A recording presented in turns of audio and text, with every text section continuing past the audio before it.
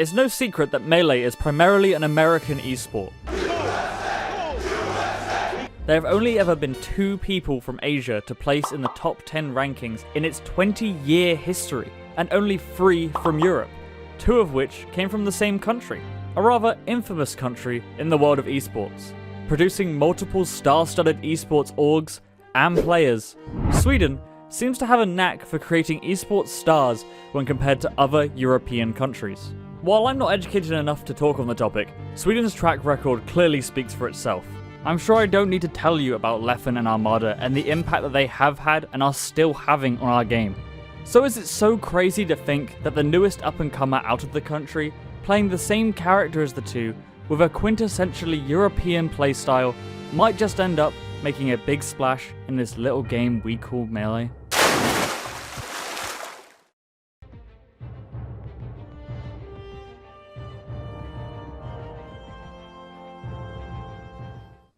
Linus Pipsqueak Norden is a Fox main from Sweden. He first started playing the game in January of 2016 in school, after a friend talked his ear off about the Smash dock, resulting in them playing the game at school during class. Having got away with the controller clacking, I have no idea. When they discovered their local scene and attended their first weekly a few weeks after that, his friend didn't end up coming back, but he was hooked. I think what happened was I lost to a tech skill monster, and I was like, how do you move like that? This is so bullshit. My goal is to beat this one player. I don't care about anything else. I am beating this one player. Pipsqueak was also one of many Falcos to fall down the Falco to Fox pipeline, with him starting on the character, but soon switching after his first Ampha's Ladder opponent told him to play an easier character. So he switched to Fox. His words, not mine. But as we all know, that's a decision that would stick to this day. Small tangent, but an amazing sports anime called Haikyuu talks about the moment. A time in a sport where one moment, where everything you've been practicing comes to a singular point and just hooks you into a love for the game. And while I don't know for sure what hooked Pipsqueak, from talking to him, it felt like a multitude of these moments. The first of which came a couple of months into his career, where he was able to take the second seed of his local to a close game 3. But as a new player, only 8 months into playing the game, at a point where many of us are still struggling with wave dashing, let alone winning sets, this sparked a fire in Pip, and made him believe that this was something he could do, something he could be great at. The second moment, however, needs a bit of context about a certain player. Professor Pro goes out to daydee, 3-2.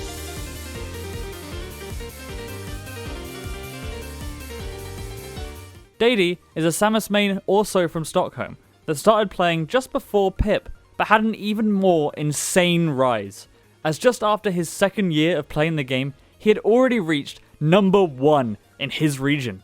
daydee was the Stockholm giant. The first memory I have is like facing him in some bracket and kind of forestocking him twice, you know. And as Pip started to climb the ranks of Stockholm himself, he found daydee to be a persistent and constant roadblock. At this point, my goal had been to get like number 1 in Stockholm at some point, but it seemed so impossible. I just did not see how I was gonna get there. However, on one fatal day in 2017, Pip was able to take a set off of the giant. Then I get my first win on daydee, and I pop off so hard, and I'm so excited, and I was like, it's doable. I can do it. I remember pretty early on when he was starting to rise that I was thinking like, okay, this guy is gonna go far. Only a week after this win, Pipsqueak would travel to an event called Azension 2 in, there. And this event would end up showing just how much getting past this roadblock had launched Pip. He had a nice time in pools, getting out of his round robin pool in first place, giving him a good seed for the bracket. Unfortunately, this wouldn't last long, as he would fall in second round of winners to Klar. This would put him into the second round of losers, where if he wanted to make anything happen, he would need to put in some work.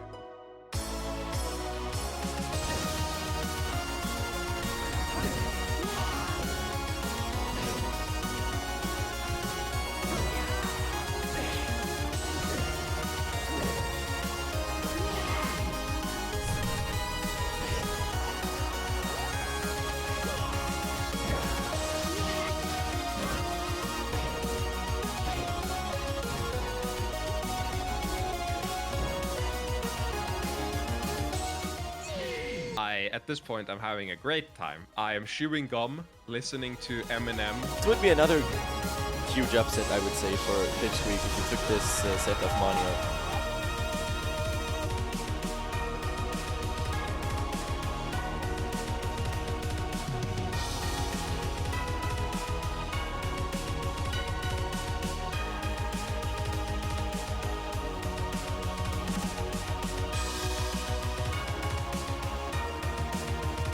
Oh, yeah, and he takes the set 3-0. 3-0. Ouch. Crazy play from Pipsqueak. Fun fact, Pipsqueak, as we mentioned, got sent to losers very, very early by a Bleach player that's not even like half as good as Nise. So this might be a struggle for Pipsqueak.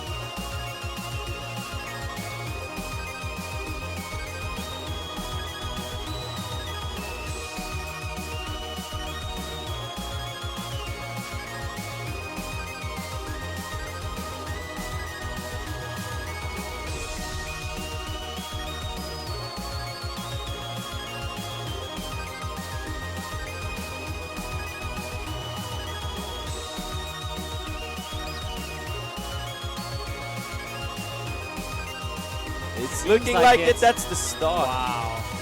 Wow. Pipsqueak is a monster. Pipsqueak is crazy. What? 3-0. Pipsqueak. Wow.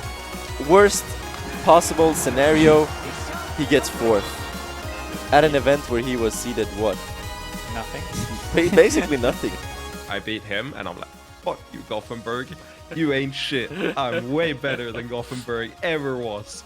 And then I play Johnny Fight, and Johnny Fight ends my life, and it's like 3-0 in like 2 seconds. I think that was my first like real tournament outside of Stockholm locals. And dang, if that wasn't a good first tournament outside of Stockholm locals. Holy shit, that was a good time. This 2-week period in Pip's Melee career cannot be understated in its importance. These events showed Pip just what he was capable of achieving in the world of Melee. From there, Pipsqueak continued to improve just as fast over the next 2 years, collecting multiple wins on top EU players. He looked set to keep climbing his way up to the upper echelons of top-level Melee. Pipsqueak takes it over. Nice. However, in early 2020, Pipsqueak would finally get the opportunity to make a decision which would change the course of his career forever. In early 2020, after Valhalla 3, Pipsqueak was finally able to get his hands on a DIY digital controller. Pip had been interested in switching to the controller type since early 2018 after Genesis 5, where at the time they decided to not run UCF due to it being new at the time, and maybe a little fear of Nintendo. But having to travel all the way to the US only to have your controller not work was something Pipsqueak never intended to experience again. They're just gonna announce no UCF a week before an event. I cannot deal with this. Pip seemed to quickly take to the box-style controller, as only a few months after picking it up, he ended up traveling to Summit as his good friend Prisant's coach, where he stated that he was able to keep up with a lot of the players there, even with his limited skill set on the box, setting him up for a bright future with the controller. But then, as we all know, after that Summit, the pandemic hit. But it's during this era that Pipsqueak would not only adjust to the controller style, but also demolish his previous level of skill and raise to an even higher height. But we aren't there yet, so let's talk about that era for a little bit.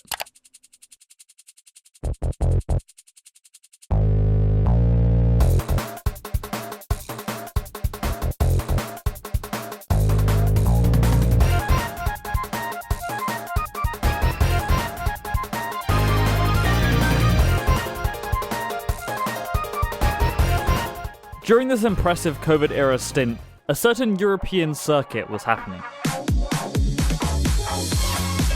The same circuit was a really cool circuit put together by the TOs of the biggest events in Europe, and it had a certain surprise in store.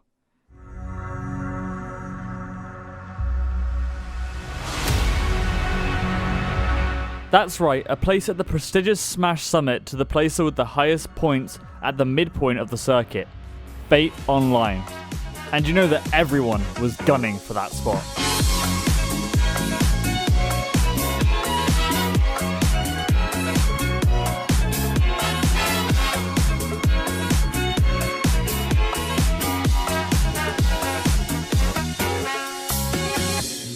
With 2 more events to go before the winner of the spot would be decided, the top 5 of the leaderboard looked like this.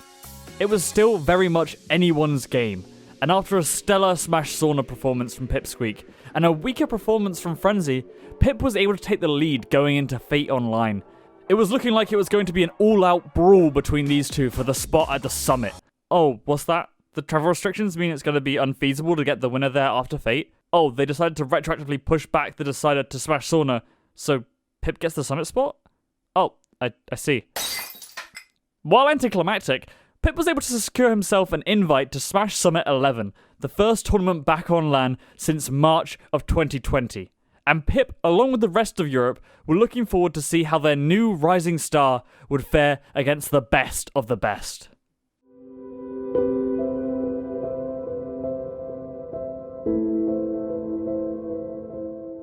Pip, after multiple complications at the Mexican border and a hell of a trip, is forced to drop out of Summit and return home empty-handed. Mexico trip at Summit 11.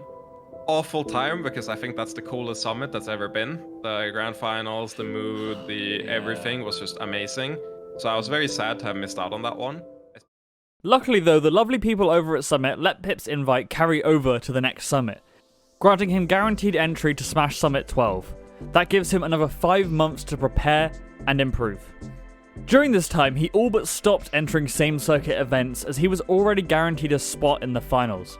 But we were able to see him at the Smash World Tour qualifier where he showed up big time, placing second only to Europe's number 2, Triff, and displaying an insane amount of dominance in the Fox Ditto over Prof. On the topic of the same circuit, it was also announced about halfway that the highest placing uninvited player in the same circuit finale would win a spot to Smash Summit 12. This was looking great for the UK, who had never had a player attend Summit before. With Triff taking a break, it was very, very likely that either Prof or Frenzy would make it into Summit. And as a UK player myself, I was ecstatic thinking of our boys getting to perform on a stage like Summit. But them? Oh, no, it's okay though. Pip dropped a solo battle in winners. There's no way he can make it through all these players who have given him a hard time in the past, right? Right?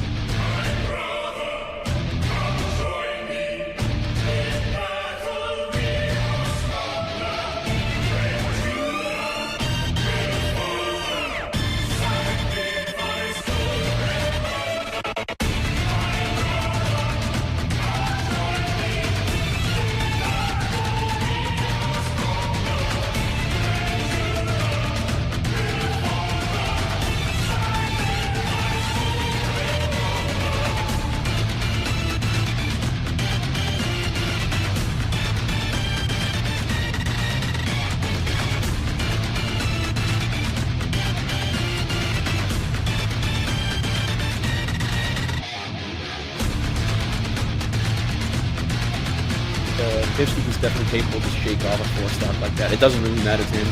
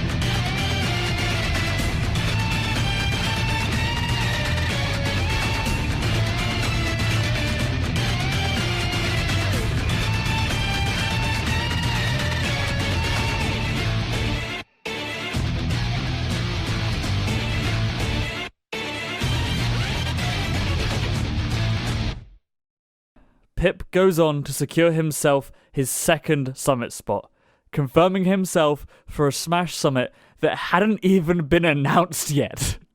It's okay, Frenzy got every voting though, it's alright.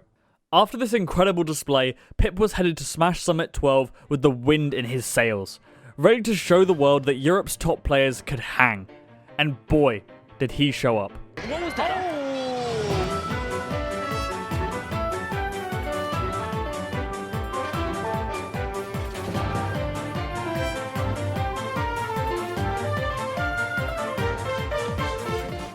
While Pip didn't have an insane performance, he damn well showed that he could hang with the best in the game, going Game 5 with IBDW and looking competitive in every other set, as well as taking sets from other up-and-coming American players at the time in Swift and Free Palestine. Though Pip and the insatiable competitor he is, he wouldn't be happy with just that. I'd say underperform. It's more of a like, when I was there in those sets, I had various win conditions and I had various game states where I know that if I played normally and I didn't have the summit stress, if I played in a normal bracket, I would have won those sets, no problem. Obviously, everyone else is also experiencing summit stress, but I was playing people who are way more familiar with it than me. And in that scenario, I definitely felt like I underperformed. But luckily for him, Pip would get another chance, as only 1 week after this was the Smash World Tour Finals, where he would hope to get some more tangible results. And, well, That's gonna do it, yeah.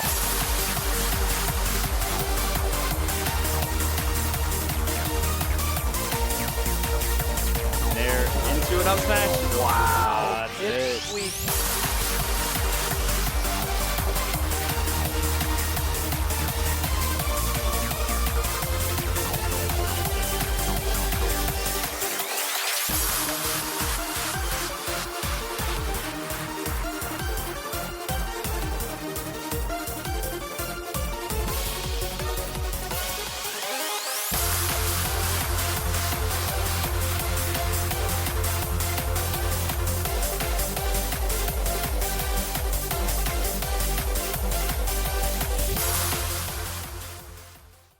At Smash World Tour, Pip really showed up, getting wins on multiple top 100 players like Cobalt, Spark, and Polish. And so with that came an end to Pip's trip. It showed great hope for his future. If he was capable of improving at this rate, who knows where he might reach. And luckily, we would only have to wait a few more months to get an answer to that. Thanks to the Melee Stats team, Pipsqueak would be traveling to America again to attend free events. Yeah, so Pipsqueak was our first choice. Pipsqueak's dedication to the game and to improving was just so clear to us, and we wanted to make sure that he was able to come to America, to travel, and to become the top player that we really thought that he could be. Pound, Low Tide City, and the Function. Oh, technically 4. Remember that summit spot from earlier? And with that, off he went again. Now with 3 more months of experience under his belt, where he had really solidified himself as the number 2 in Europe in Triff's absence. But this time he'd be entering open brackets. It was time to see how Pipsqueak stacked up against the rest of the American field at his first event with Pound 2022. But catches the side platform, and that should be it. Probably the worst tournament I've ever been to in terms of venue. There was no AC, it was 30 degrees outside, and they were all stuck in a single room with like 2 fans, and I had a heat stroke every time I went in for like more than 20 minutes. With an unfortunate Pound, Pipsqueak's seed actually ended up being lowered going into Low Tide City. In the end, it seemed like the US wasn't all that impressed by the current Pipsqueak. But that Pound loss really seemed to be a wake-up call, as Low Tide City was, well, quite a different story to say the least. Oh, and he just sneaks.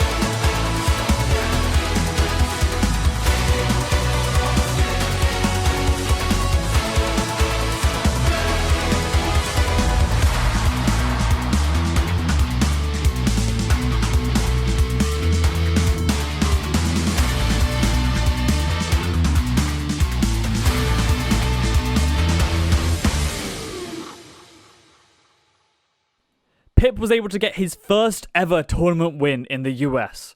Sure, some people would discredit this win a little due to the lack of top 10 rep at the event, but this was still a major sized event with people like Axe, Mech, and Salt all being toppled by Pipsqueak to win in honestly a dominant fashion. That was cool, I guess. And then we memed that was a Mickey Mouse major, still a major. So that was my first major win, you know? Now, with a win, you'd think that would be the highlight of Pip's trip, but there was actually one more event to come. And I cared a lot more about Function, because Function had a lot more stacked players, and it was a harsher environment where it's all in one day.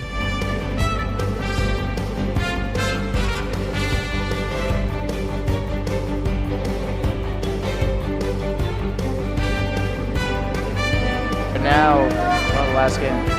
Solid performances. No way!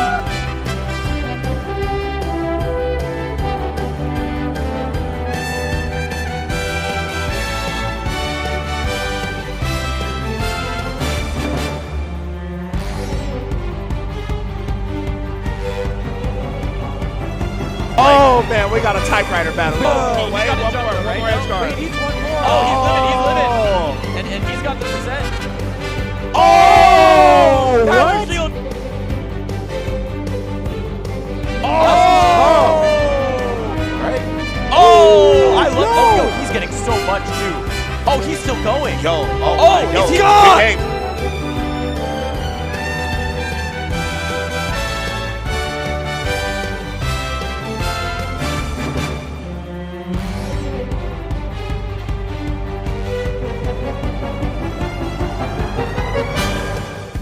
Oh, but that was so good by Pipsqueak there.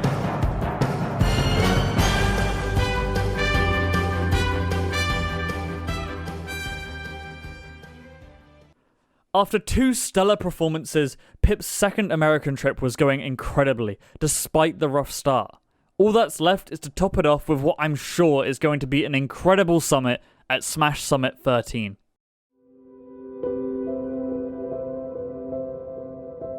Pip, once again, denied from Summit.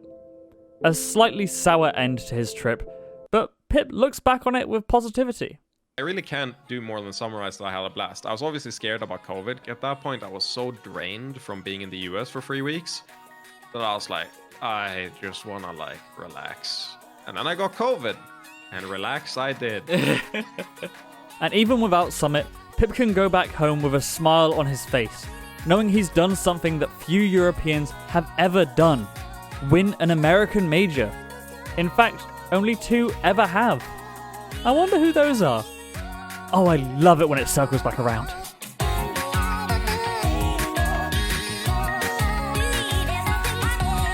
Yo guys, thank you so much for watching the video. I really appreciate it. Please subscribe if you enjoyed it, because I mean this took a lot of work. I mean it's been in the oven for a hell of a long time now.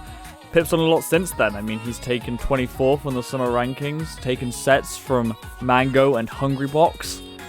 Honestly, I'm extremely excited to see what the future holds for him. So yeah, maybe I'll do another follow-up documentary on him at some point. Who knows? But once again, thank you so much for watching, guys. I really appreciate it. I put a lot of heart into these projects, so you watching the end means a lot to me. Thank you so much, and I'll see you in the next one.